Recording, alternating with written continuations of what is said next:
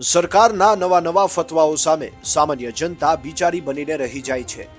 સરકારે ગરીબોને મફત અનાજની વ્યવસ્થા તો કરી આપી, પરંતુ તે અનાજ મેળવવા માટે જે માપદંડોમાંથી પસાર થવું પડે છે તેને એટલા બધા અઘરા કરી નાખ્યા છે કે ગરીબ જનતાને તે પાર કરતા કરતા મોઢે ફીણ આવી જાય છે। મફત અનાજ મેળવવું હોય કે બાળકોની શાળાના કોઈ દાખલા કાઢવા હોય, બેંકનું કોઈ કામ હોય કે સરકારી કોઈ પણ યોજનાનો લાભ લેવો હોય, તો આધાર કાર્ડ કેવાયસી વગર આ બધું શક્ય બનતું નથી। ત્યારે જેતપુરના અરજદારોને કેવાયસી કરાવવા માટે લાંબી કતારોમાં ઊભું રહેવું પડે છે અને મામલતદાર કચેરી અને પોસ્ટ ઓફિસ વચ્ચે અરજદાર ફૂટબોલ બનીને રહી જાય છે, જે તંત્રના મિસમેનેજમેન્ટની ચાડી ખાય છે। મનોજભાઈ, તમે પોસ્ટ ઓફિસ ખાતે આધાર કાર્ડ માટે આવ્યા છો, શું તકલીફ પડી રહી છે? આધાર કાર્ડમાં બધા લાઈનમાં સવારના ઊભા છે 7:30 વાગ્યાના, હજી લાઈનમાં વારો આવ્યો નથી અને વારો આવે તો આ લોકો એક વ્યક્તિ દીઠ એક જ ટોકન આપે છે। બાળકો હોય તો એના માટે શું કરવાનું? એને હું બાળકોને લાઈનમાં ઊભા રાખીને હાલવાનું?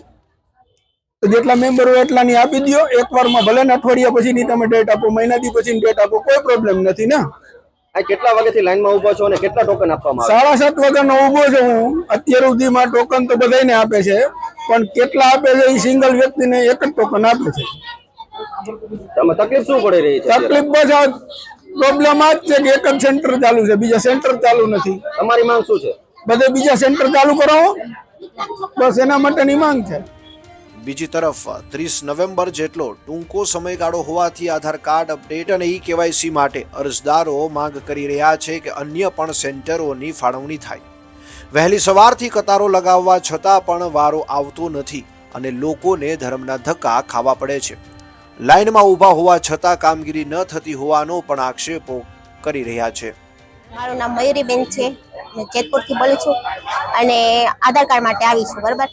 પણ મામલતદારેથી પોસ્ટ ઓફિસે અને પોસ્ટ ઓફિસથી મામલતદારે ધક્કા ખવડાવે છે। આધાર કાર્ડનું કાંઈ કામ થતું નથી અને આધાર કાર્ડની સખત જરૂર છે કેવાયસી માટે પણ, અને છોકરાઓને સ્કૂલમાં પણ આધાર કાર્ડની જરૂર છે, અને ત્યાંથી ધક્કા ખવડાવે છે તો સરકારને ધ્યાન દેવું જોઈએ એમ। તમારી માંગ શું છે? મારી માંગ એટલું જ છે કે આધાર કાર્ડ લિંક થઈ જાય, અપડેટ થઈ જાય, એવું કરી દે તો સારું એમ, ધક્કા ખવડાવવા માટે।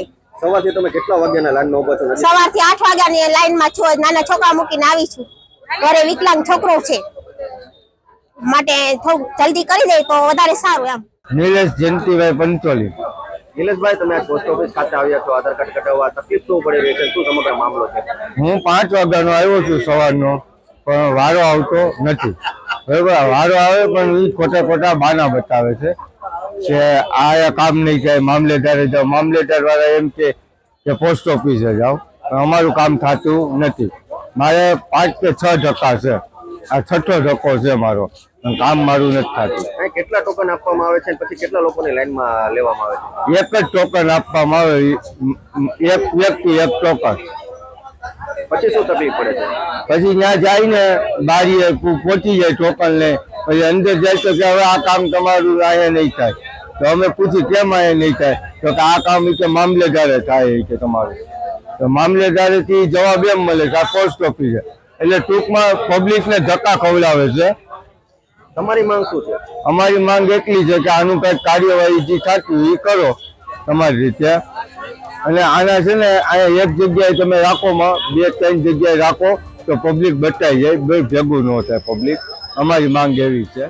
કેવાયસી માટે હેરાન થતા અરજદારોની લાંબી કતારોને લઈને તંત્ર નવા સેન્ટરો ઊભા કરશે કે નહીં તે હવે જોવું રહ્યું।